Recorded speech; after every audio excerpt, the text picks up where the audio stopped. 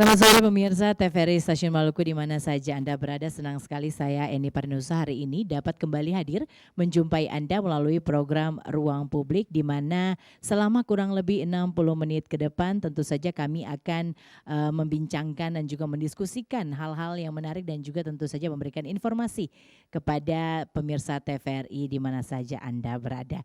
Seperti yang kita tahu bersama bahwa globalisasi di hampir semua bidang saat ini sudah tidak bisa kita hindari lagi, apalagi di era disruptif seperti ini, perubahan begitu cepat terjadi. Bahkan perubahan ini bisa melewati batas-batas negara. Hal ini menjadi penting untuk kita perhatikan karena potensi untuk melanggar hak-hak kekayaan intelektual tetap ada dan bahkan bisa lebih besar di saat era masyarakat ekonomi global seperti saat ini. Apalagi Indonesia khususnya di Maluku juga termasuk memiliki potensi kekayaan intelektual yang tinggi melalui budayanya, musiknya dan juga kearifan lokalnya. Dan sore hari ini kita akan membahas bagaimana peran pemerintah melalui Kementerian Hukum dan HAM untuk kemudian memberikan informasi betapa pentingnya potensi kekayaan intelektual di daerah ini, bagaimana cara melindunginya dan bagaimana masyarakat harus bersikap terkait dengan mendaftarkan atau mematenkan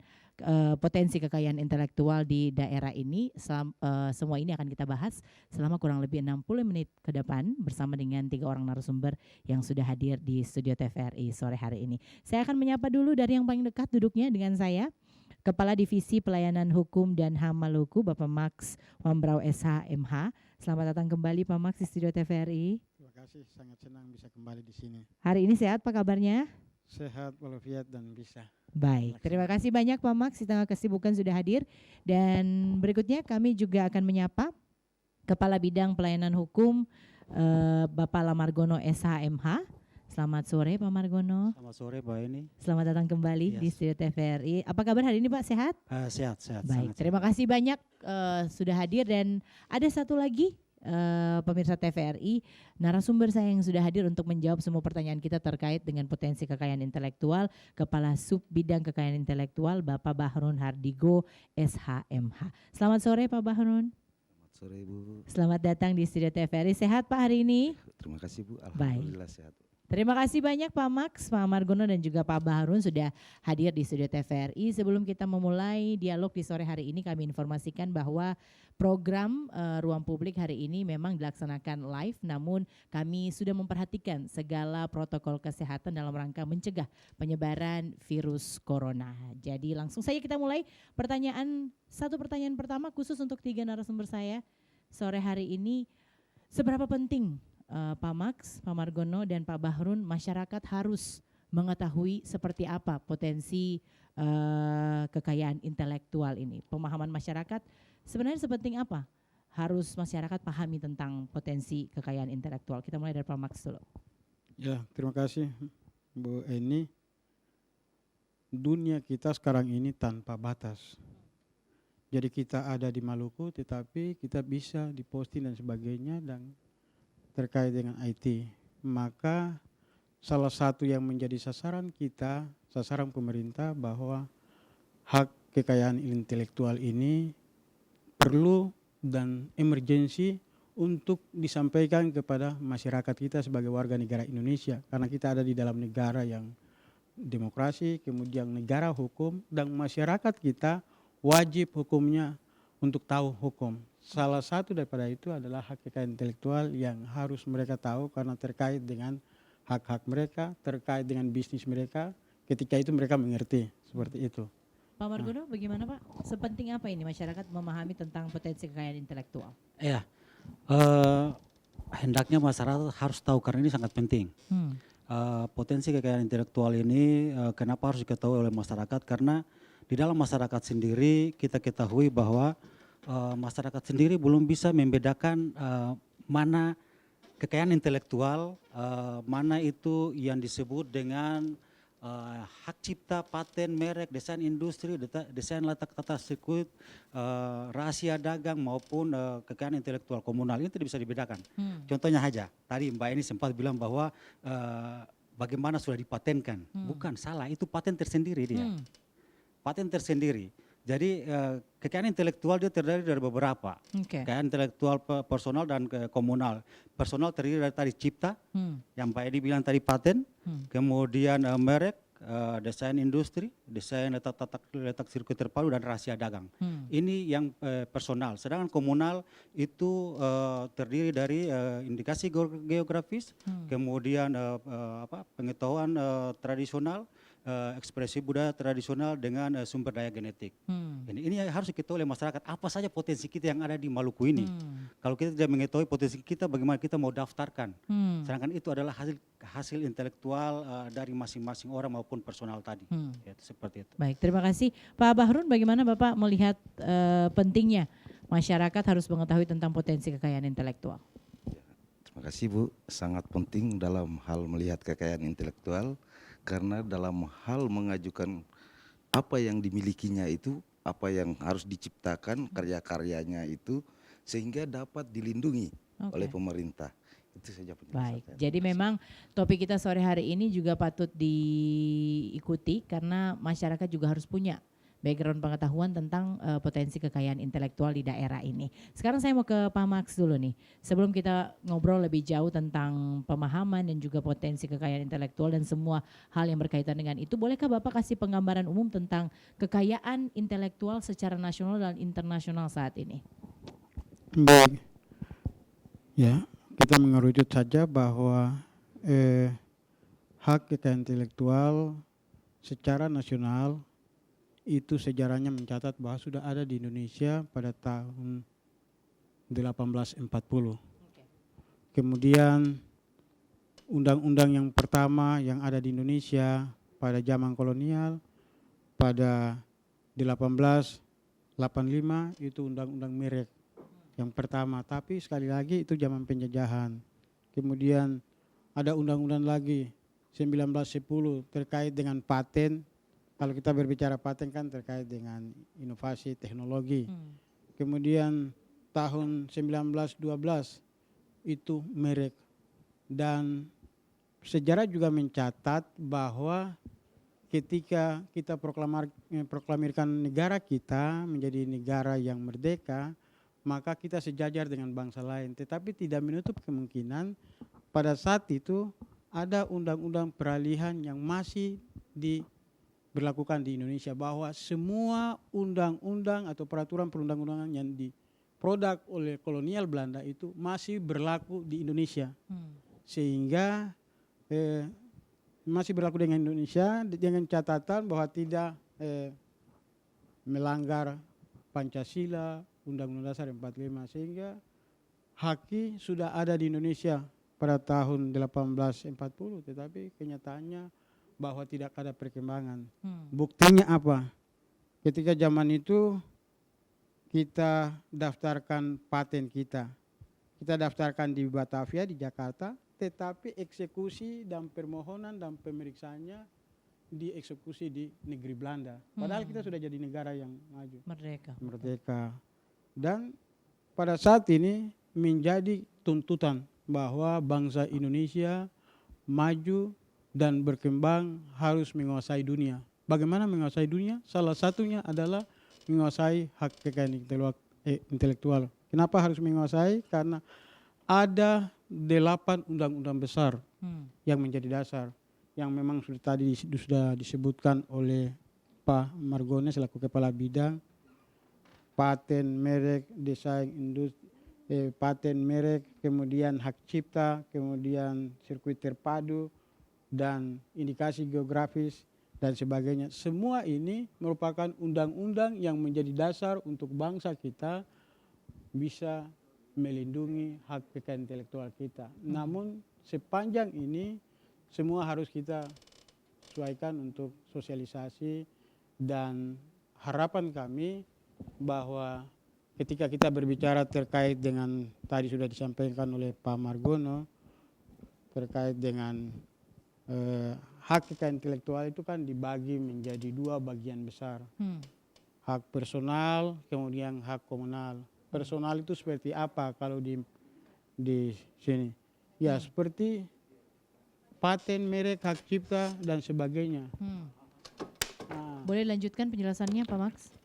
ketika kita berbicara tentang komunal, itu kita berbicara tentang hak yang dimiliki oleh masyarakat. Seperti di Maluku sini contoh, kalau kita bicara komunal, kita bicara seperti Batu Badaon, Oke. seperti Bambu Gila, dan cerita Telaga Biru dan sebagainya. Itu adalah ekspresi budaya tradisional yang tentunya masyarakat kita belum mengerti, padahal mereka ada di situ. Katakanlah begini, Mbak Emi lahir tahun berapa? Sampai sekarang persoalan yang paling terbesar untuk ciptaan-ciptaan dan hak cipta kita di Maluku belum banyak yang terdaftar, seperti Bambu Gila. Sudah dipromosikan dan dimainkan di Netherlands, di Singapura dan sebagainya. Tapi kita tidak bisa melakukan komplain dan sebagainya karena masyarakat kita belum tahu, belum terdaftar. Jadi harapan kita bahwa haki dan pendaftaran haki mutlak harus dilakukan. Ketika kita mendaftarkan hak kekayaan intelektual kita, maka pertama kita dihargai oleh negara. Karena ada dua hak di situ. Hak yang pertama adalah hak ekonomi. Ketika terdaftar dan melalui mekanisme hukum yang benar dan dia mempunyai pemegang hak cipta, maka dia berhak menerima hasil dari manfaat dari suatu ciptaan. Yang kedua adalah moral. Jadi kita sampai hidup, sampai meninggal pun kita tetap dituliskan bahwa penciptanya katakanlah Max Wambrau. Seperti begitu. Jadi ada hak-hak yang kita dapatkan ketika kita mendaftarkan hak cipta kita. Dan kita juga tidak menutup kemungkinan untuk bisa memberikan kepada orang. Saya cipta dan saya berikan kepada Pak Margono, saya memberikan izin. Maka Pak Margono akan bisa mengumumkan, bisa memperbanyak dan sebagainya. Itu adalah langkah-langkah yang memang kita inginkan harus masyarakat kita tahu di Maluku. Seperti itu. Terima kasih banyak penjelasannya Pak Max. Dari penjelasan Pak Max saya akan menuju ke Pak Margono nih. Tentang secara spesifik, tadi sudah disebutkan beberapa. Tapi masyarakat juga harus tahu secara spesifik potensi kekayaan intelektual apa saja yang dimiliki di Maluku, Pak Margono. Yang paling kuat apa nih? Untuk di Maluku yang personal dulu ya. Kalau personal misalnya hak cipta. Hak cipta itu ada buku ya. Yang paling banyak ini lagu. Lagu paling banyak, tapi paling banyak juga yang tidak daftar. Kemudian alat-alat peraga tentang pelajaran misalnya di universitas atau di sekolah itu termasuk juga pidato, termasuk makalah dan sebagainya. Termasuk juga program komputer, termasuk juga permainan dalam komputer. Itu semua termasuk hak cipta. Sedangkan misalnya indikasi geografis kita punya sangat banyak di Maluku. Misalnya ada Palabanda yang sekarang masih dalam proses. Kemudian ada juga Cengketuni. Kemudian ada juga pisang tongkal langit, Gandaria yang sangat populer dan tidak ada di mana-mana. Kemudian ada juga durian hutumuri, durian soya, ada lansa leleboi. Kemudian ada salak ririn dari Maluku Tengah. Kemudian ada gula-gula merah Saparua, gula merah Piru, gula merah Banda. Ini semua potensi-potensi kekayaan intelektual kita dari segi indikasi geografis.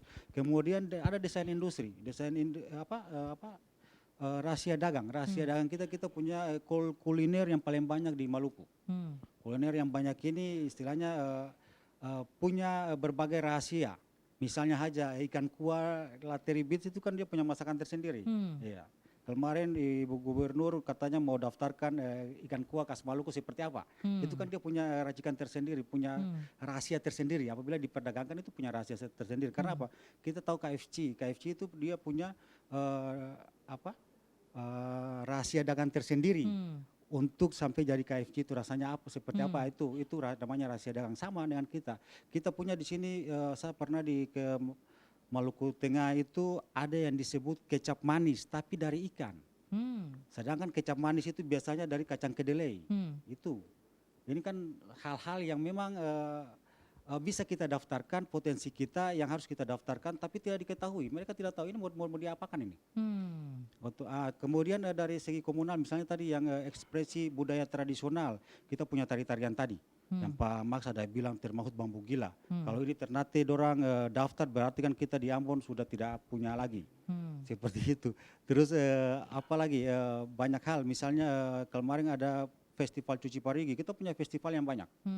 Festival yang banyak ini misalnya di Ketual ada lompa, metikei, Sasi dan lompa, lain-lain. sasi, ada kemudian ada lagi obor patimura. Obor patimura yang obor patimura itu bukan hanya sejarah, tapi itu ada budaya di situ. Betul. Bagaimana cara membakar api obor patimura itu sampai dia bisa sampai di Ambon. Nah itu. Jadi ada lagi perahu belang apa segala macam itu festival itu ini ekspresi budaya tradisional.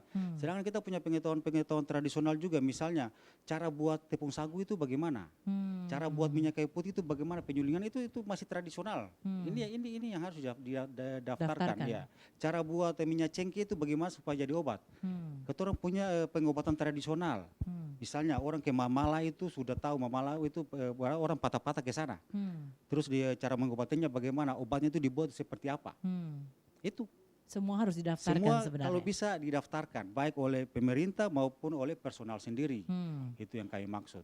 Jadi kita sebenarnya sebagai perseorangan juga bisa mengajukan pendaftaran dari potensi kekayaan intelektual yang kita miliki gitu ya Pak Margono ya. Sekarang saya mau ke Pak Bahrun nih. Sistematika untuk mendaftarkan kekayaan intelektual baik secara personal maupun secara komunal gimana nih Pak? Terima kasih Bu. Untuk sistematika atau syarat permohonan, maka setiap produk yang diciptakan atau yang dibuat itu harus dimohonkan. Nah, di sini dibutuhkan syarat-syarat permohonan. Nah, syarat-syarat permohonan paten misalnya, di sini harus mengajukan surat pernyataan, surat pengalihan hak, surat kuasa, KTP, NPWP, akta badan hukum, dan juga surat kuasa khusus apabila itu memang berbadan hukum, artinya yang mewakilinya menggunakan surat kuasa khusus, seperti itu. Kemudian untuk syarat hak cipta itu juga demikian, pada dasarnya sama, tetapi pada hak cipta itu ditambahkan lagi menggunakan sampel dari apa yang diciptakan itu. Nah, jadi syarat dari paten dan cipta itu ada kemiripan, hanya ditambahkan sampel. Nah, kemudian ada syarat untuk merek. Merek di sini adalah pertama harus dia mengisi formulir. Kemudian dia harus ajukan label merek. Nah, label merek ini ketika dia berbentuk 3 dimensi, maka dia harus lampirkan karakteristik dari label tersebut. Tetapi ketika dia seperti bersuara, maka di situ dia harus melampirkan notasi dan rekaman suara. Kemudian dia harus menambah juga prioritas dari label tersebut. Nah, kemudian rahasia dagang. Nah, syarat rahasia dagang ini harus mengajukan suatu pernyataan dan permohonan yang menjelaskan. Di sini tentang produksinya, proses produksinya, bagaimana proses penjualannya, dan bagaimana proses resep yang ada di dalamnya. Nah, itu yang harus diajukan dengan uraian, uraian dari merek tersebut. Begitu juga dari desain industri. Nah, kalau desain industri di sini diperlukan gambar. Jadi pada dasarnya tadi syarat-syaratnya itu yang pertama pernyataan, permohonan, kemudian KTP, NPWP, kemudian akta pendirian, itu pada dasarnya sama. Yang terakhir yang itu yang harus lampiran yang ditambahkan. Nah, seperti itu Bu. Terima kasih Pak Bahrun untuk penjelasannya. Sekarang saya kembali lagi ke Pak Max nih. Jika potensi kekayaan intelektual kita tidak didaftarkan, kemungkinan terburuk apa yang akan terjadi Pak Max? Iya, kalau sampai tidak didaftarkan, maka yang pertama hak kita tidak ada di sana. Baik personal, kemudian ekspresi budaya yang ada kalau tidak didaftarkan, maka hak kita tidak ada di sana. Jadi bisa saja diklaim oleh orang lain? Bisa diklaim oleh negara, bisa diklaim oleh daerah. Hmm. Katakanlah seperti contoh soal tari pendet. Kita tahu bahwa tari pendet itu di Bali, tetapi Malaysia mengatakan bahwa punya dia. Hmm. Alasan yang mendasar dari Malaysia adalah kalau dari Maluku sampai Papua, ras Melanesia. Hmm. Ketika giliran Makassar sampai Kalimantan, Sumatera, itu adalah ras Melayu. Hmm. Jadi mereka menganggap bahwa itu punyanya mereka. Padahal di situ jelas-jelas itu tari Bali. Hmm. Kemudian katakanlah rego. Kemudian satu lagi terkait dengan lagu Bengawan Solo. Hmm. Bengawan Solo kan yang diciptakan orang Indonesia. Siapa? Gesang. Hmm. Pada saat siang-siang di Kali Bengawan Solo dingin, di situ diciptakan. Kemudian datanglah orang-orang Jepang duduk di situ karena cari angin. Tiba-tiba mereka pulang 2,5 tahun mereka menjajah Indonesia setelah Belanda. Mereka pulang sampai ke Jepang. Mereka katakan dan siarkan, proklamirkan bahwa lagu Bengawan Solo adalah ciptaan orang Jepang. Hmm. Nah, persoalan-persoalan seperti begini menjadi guru yang terbaik bagi kita. Bagaimana kita bisa cepat mendaftarkan sehingga mendapatkan hak, dan ketika mendapat hak berarti manfaat ekonomi, Oke. moral ada di sana, dan kita bisa dikatakan sebagai bangsa yang berbudaya. Oke. Jadi bangsa yang berbudaya dikenal dari apa-apa yang menjadi bagian dia, tetapi persoalannya mempunyai hak atau tidak. Hmm. Itu. Jadi itu yang terjadi di Maluku, dan banyak dan terlebih ekspresi budaya tradisional. Hmm. Maka Kementerian Hukum dan HAM dengan program, walaupun sekarang COVID melanda Indonesia dan sebagainya, tapi kita harus lakukan program ini untuk menjadi bagian untuk masyarakat kita tahu bahwa ternyata potensi Maluku sangat besar. Hmm. Nah, sehingga dengan kita sosialisasikan begini, diharapkan bahwa pemerintah daerah, baik provinsi, baik kabupaten, baik kota, melakukan push yang luar biasa. Pertama, terkait dengan jangan kita jauh-jauh melihat, tetapi kita lihat saja Ambon, City of Music. Pak Max, mohon maaf.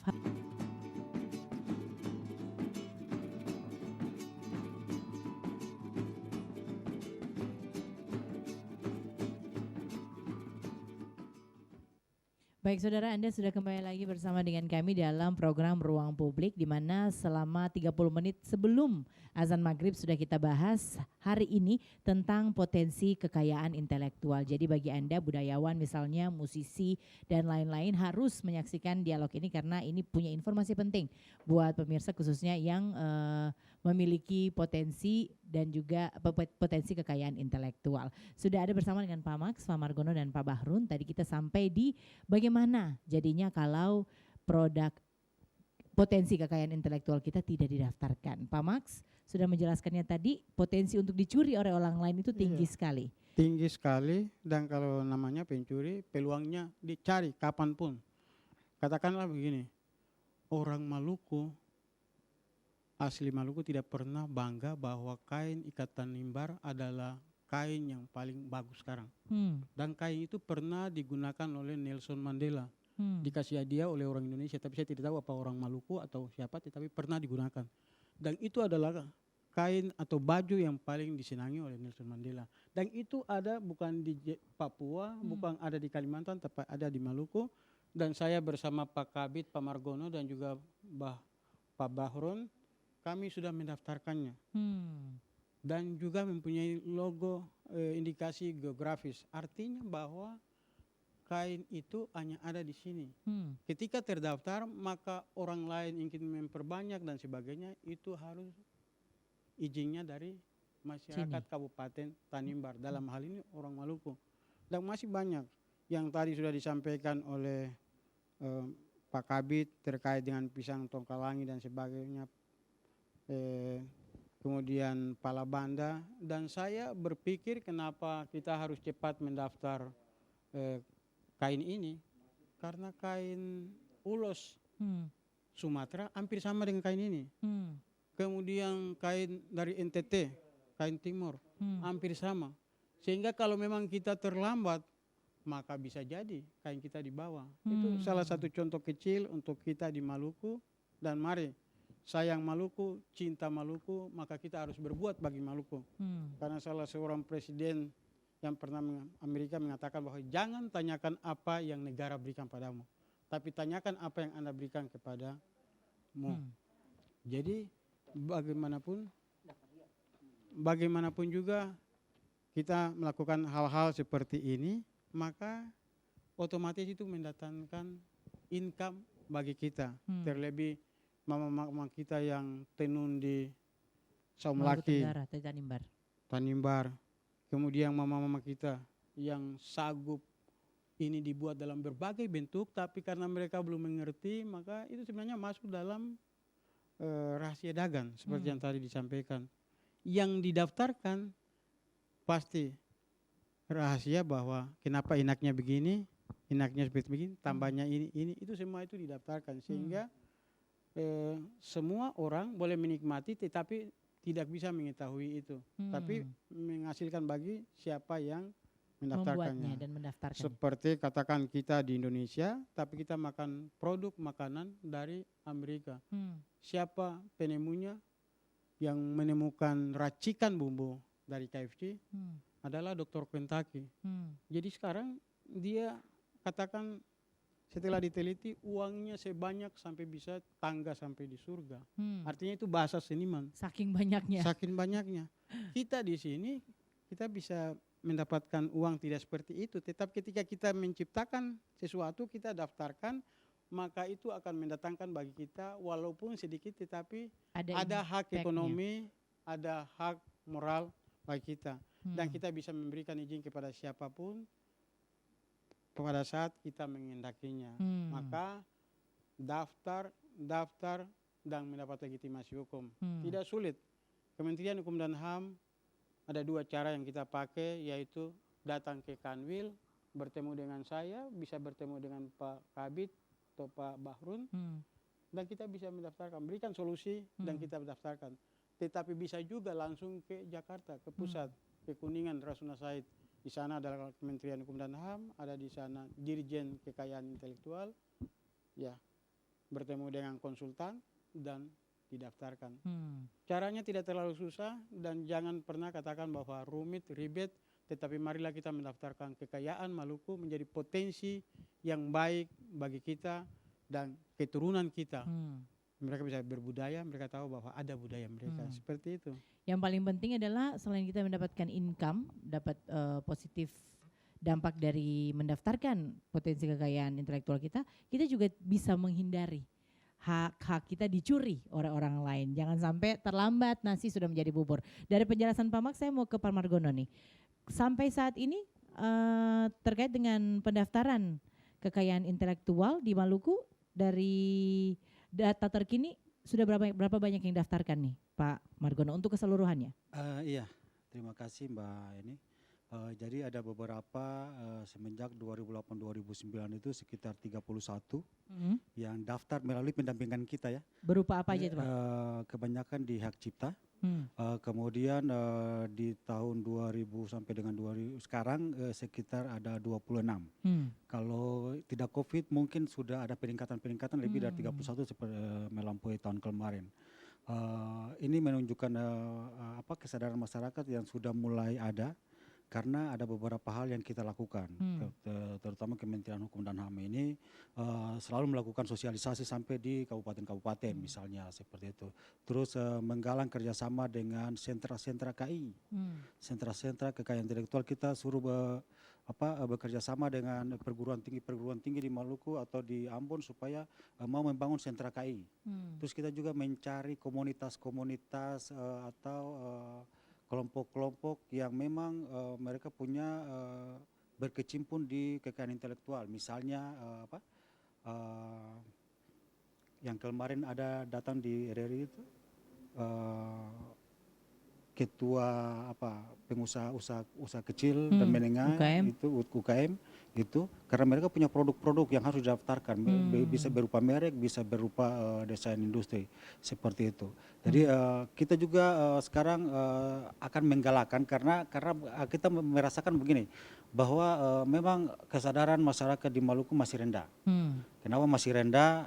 Contohnya tadi yang saya bilang bahwa pada saat kemarin itu lagu Kakak Enda booming. Lagu Kakak Enda booming ini ternyata pemiliknya itu sama penyanyinya datang ke kantor.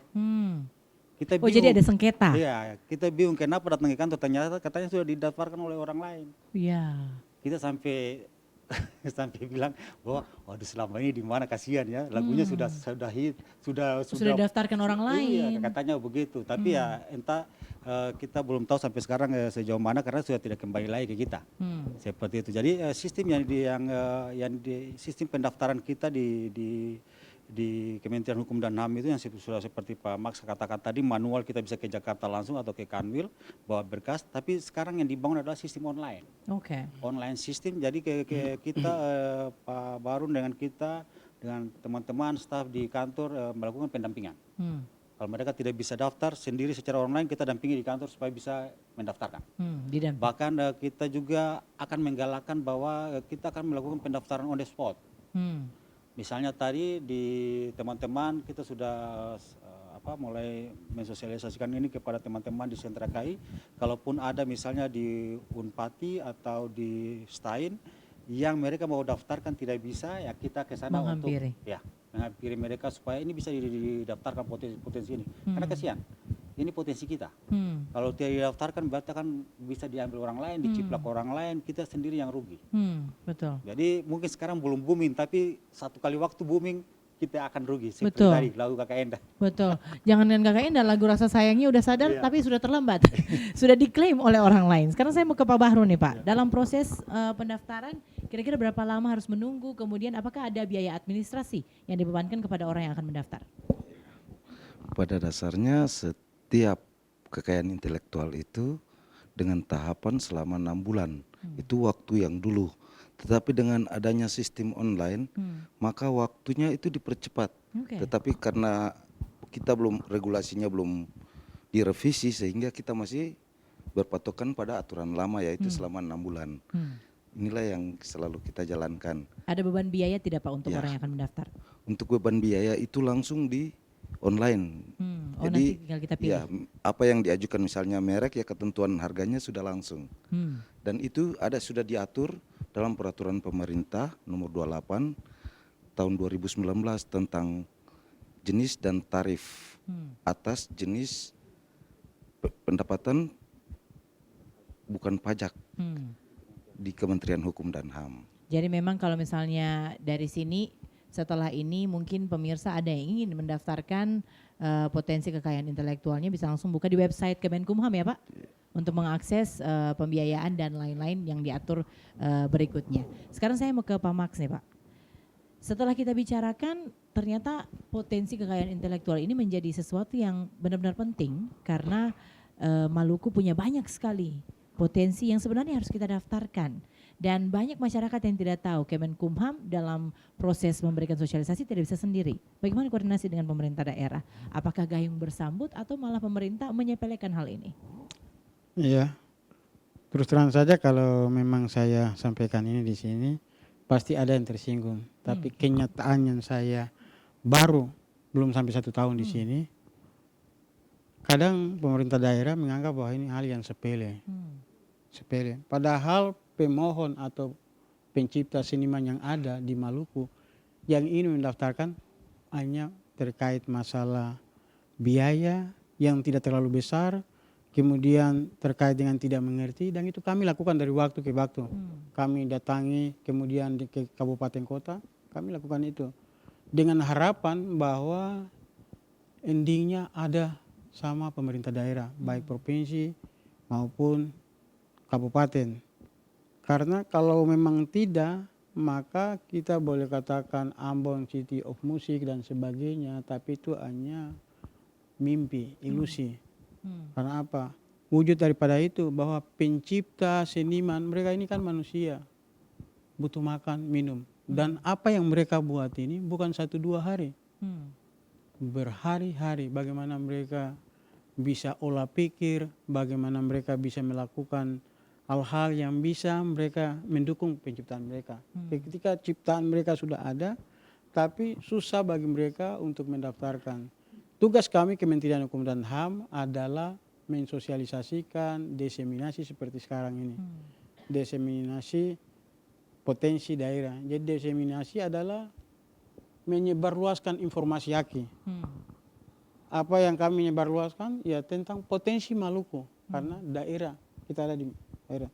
Sekarang apa yang kami sampaikan ini tentu harus ditangkap oleh pemerintah daerah terkait dengan dinas-dinas atau OPD yang memang menangani itu. Kalau kita sama-sama mendukung ini, maka saya yakin bahwa Maluku tidak terlalu seluas seperti Papua dan tempat lain. Wilayahnya ya wilayah dengan kepulauan yang tidak terlalu jauh-jauh. Kita pasti mendapatkan manfaat. Karena apa? Jangan kita terlambat yang tadi Mbak Eni bilang, jangan kita terlambat air sudah di leher. Kemudian kita katakan punya kita. Tapi perlindungan hukumnya tidak ada pada kita, ada sama orang lain. Contoh soal Ruben Onsu punya produk dengan apa ayam geprek. Tapi tidak didaftarkan, kemudian seorang penjual gerobak di pinggir jalan di Matraman, lihat kemudian didukung oleh orang yang mengerti hukum, kemudian penjual gerobak di pinggir jalan ini mendaftarkan ke Dirjen KAI. Nah setelah Ruben ini kaget bahwa hasilnya itu sudah dibajak oleh orang lain, didaftarkan oleh orang lain, akhirnya apa? Si Ruben ini punyanya hak dan semuanya dia, tetapi dia harus bayar 4 miliar untuk menebus, untuk mengembalikan apa yang menjadi karya cipta. Khusus terkait di situ tentang rahasia dagang. Jadi semua orang boleh membuat ayam yang sama, mungkin geprek, tetapi tidak akan sama, berbeda. Dan itu ketika berbeda dan enak bisa dinikmati, itulah rahasia dagang yang tidak bisa diketahui oleh orang lain. Dan itu harus menjadi pemikiran kita. Bukan tidak di Maluku, kalau kita lihat dibandingkan dengan Papua, itu di Maluku atau daerah-daerah lain, sagu ini sudah dibuat dalam berbagai bentuk dan rasa yang khas.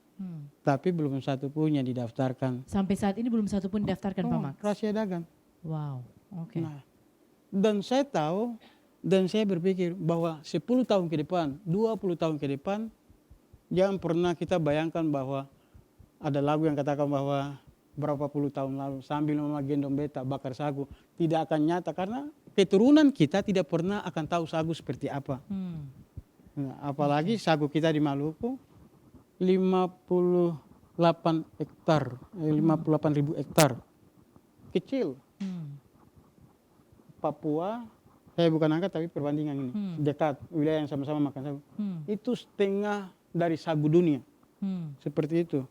Maka bagaimana pembudidayaan sagu dan bagaimana kita bisa daftarkan kekayaan intelektual dari mama-mama kita yang punya rahasia dagang membuat makanan dari sagu, itu harus cepat-cepat kita daftarkan. Sehingga itu menjadi kekayaan bagi kita dan home industry itu bisa bergerak dari rumah tangga.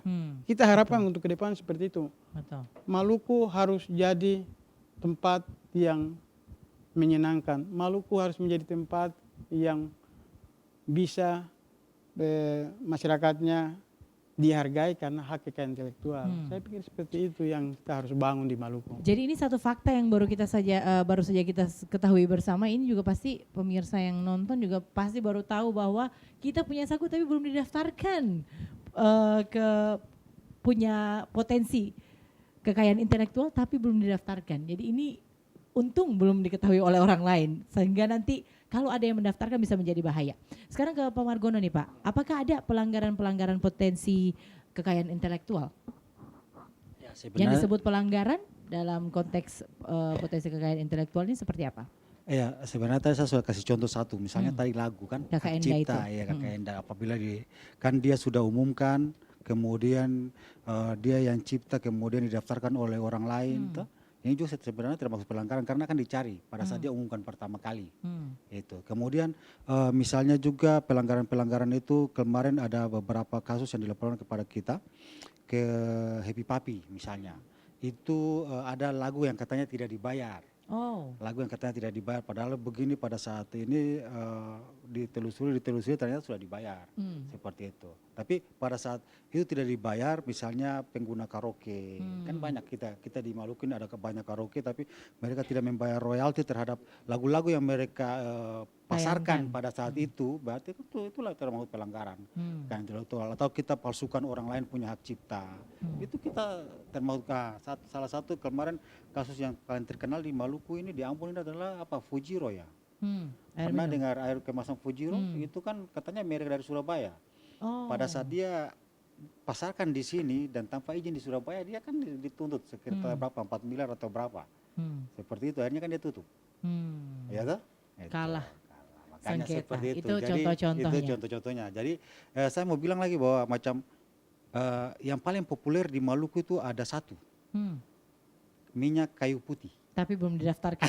Itu akan kita punya minyak kayu putih dari buru, kita punya minyak kayu putih dari piru yang sangat luar biasa, dan bahkan sekarang kemarin ya siapa Idrus Paturusi ya dari Unyu Pandang ya. Itu sempat mempopulerkan minyak kayu putih, katanya bisa untuk obat COVID. Bahkan mereka sudah adakan penelitian dengan Jerman dan Inggris untuk itu, karena dia juga pasien itu dia masuk dengan bawa minyak kayu putih rumah sakit dan dia sembuh dengan itu. Tapi kita belum mendaftarkannya. Kita belum mendaftarkan. Padahal itu adalah potensi untuk indikasi geografis di Maluku karena tidak ada di mana-mana. Tidak ada di mana-mana. Cuma di Buru dan di Piru itu saja. Tolong ini didaftarkan oleh pemerintah Buru kalau bisa, dan oleh pemerintah Maluku Tengah, Maluku Barat ya. Iya. Maluku bagian barat, supaya di Piru, supaya ini bisa didaftarkan. Daftarkan sebagai potensi indikasi geografis dari masing-masing daerah itu. Sama tadi dengan yang Pak Max bilang bahwa tenun ikat Tanimbar yang telah didaftarkan dari Kepulauan Tanimbar. Seperti itu. Jadi ini fakta baru juga yang baru saja kita temui, bahwa sagu belum didaftarkan, kayu putih belum didaftarkan. Wow, nanti ini kedepannya jangan sampai terjadi. Jadi ini harus segera dijemput bolanya oleh pemerintah daerah kalau misalnya masyarakat masih minim pengetahuan tentang ini. Sekarang saya mau ke Pak Bahrudin nih, Pak. Pak Bahrun, tentang hak cipta. Tadi sudah dibahas tentang sengketa, pelanggaran, masalah untuk hak cipta apakah boleh dikuasakan kepada orang lain? Kalau kita sudah daftar, boleh gak kita memberikan kuasa itu kepada orang lain untuk mengklaim haknya? Kalau untuk hak cipta memang kuasa dapat diajukan, tetapi dengan syarat kuasa itu namanya kuasa khusus. Ya, jadi harus ada surat permohonan yang surat pernyataan khusus yang dibuat oleh pemilik tadi untuk diajukan sebagai kuasanya, sebagai lampirannya. Jadi ada surat lampiran dari surat kuasa khusus tadi, sehingga dapat dikuasakan. Jadi bisa saja boleh, hak cipta dikuasakan juga boleh. Baik, Pak Max, dari Kemenkumham punya usaha jor-joran sekali. Pemerintah daerah mohon maaf kalau tersinggung, tapi tidak punya inisiatif untuk melakukan hal ini. Kira-kira Kementerian Hukum dan HAM di Maluku ini targetnya apa sih, Pak? Mau dibawa sejauh mana ini? Potensi kekayaan intelektual ini kita mau push sampai kemana? Karena pemerintah daerah juga sepertinya menganggap ini sepele. Ya, terima kasih. Pertanyaan yang mendasar bagi kita di Kementerian Hukum dan HAM, dan juga mudah-mudahan pengambil kebijakan di daerah mudah-mudahan ada nonton, bahwa tugas kita vertikal adalah berbicara regulasi dan regulasi dan mendorong. Dan pada saat pendaftaran kami siap untuk membantu memberikan solusi, dan secepatnya harus dijawab dan menjadi hak cipta yang bersangkutan sepanjang sesuai dengan mekanisme. Karena ada dua cara. Yang pertama, pendaftaran mana yang boleh diterima. Yang pertama asli. Tidak pernah ada sama orang lain dan tidak pernah didaftarkan. Itu harus. Kemudian mana yang memang